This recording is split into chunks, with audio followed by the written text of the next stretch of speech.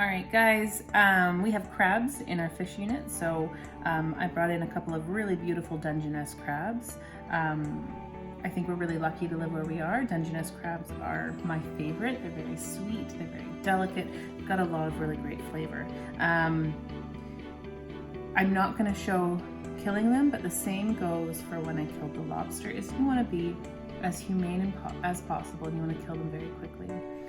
One way to do that is there's a big nerve bundle right here. So if you hit them really hard on a surface, so like a corner, I'm going to do the corner of my counter, they will die immediately. You want to be fast and really hard about it. You don't want to whack them a few times. You just want to hit them once, really, really hard, make sure they die.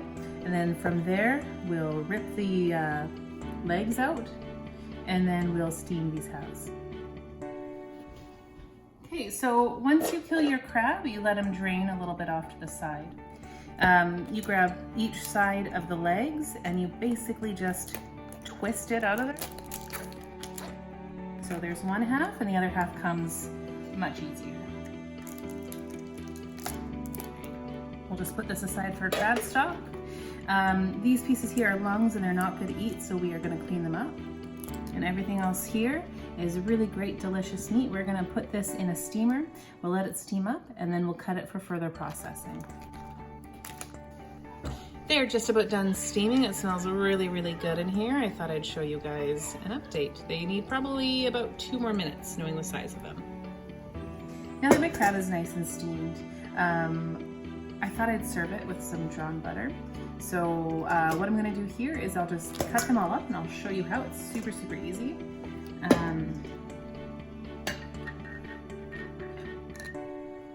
You just come through, you just break right down.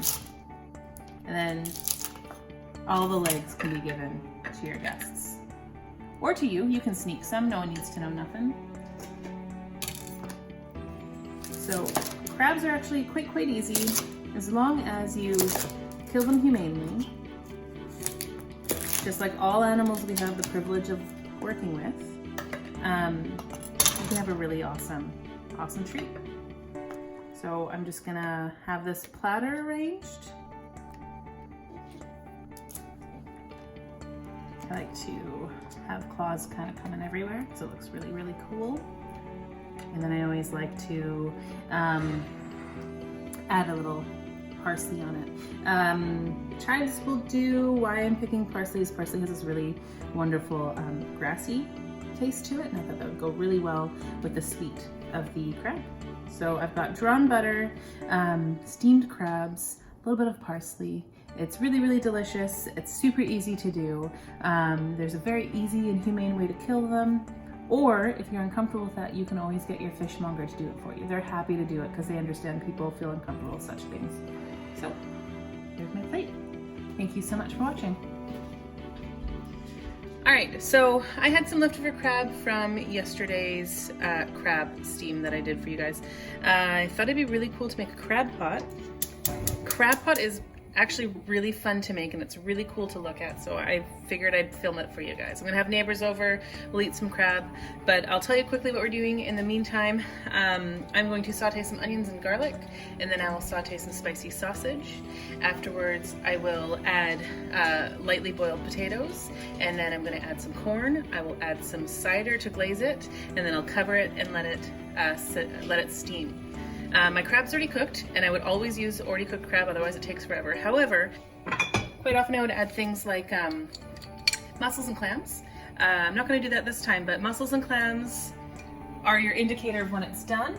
Or you're going to do things like make sure your corn's fully cooked. So I'm putting in raw corn. My corn's fully cooked. Everything else should be well done. My onions will be cooked. My sausages will be really aromatic. It'll work out really well. It's going to make sense for me, but I'll show you how it happens. I've also got a little mini one without crab on the side in case you guys are wondering what's going on behind. So my onions are nice and active. I'm going to add, here's my onion prep. I'm going to add 4/5 of this.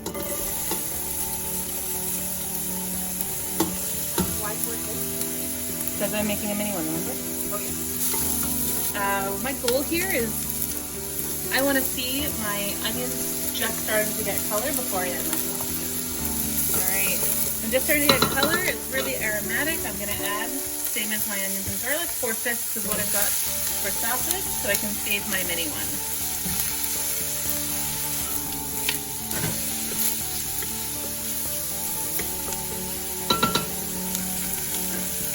Thanks for the sound bite, dummy.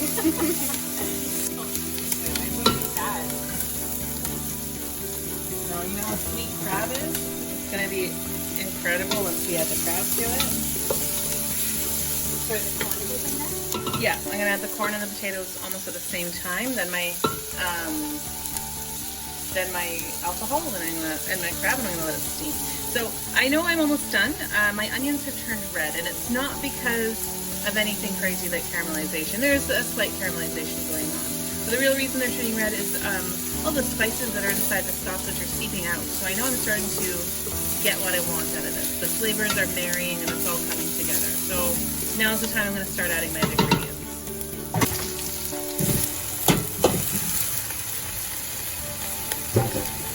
And here's my crab from yesterday. I will wash it. Now I'm going to add alcohol. I've got a cider here. I've got an apple and hop cider.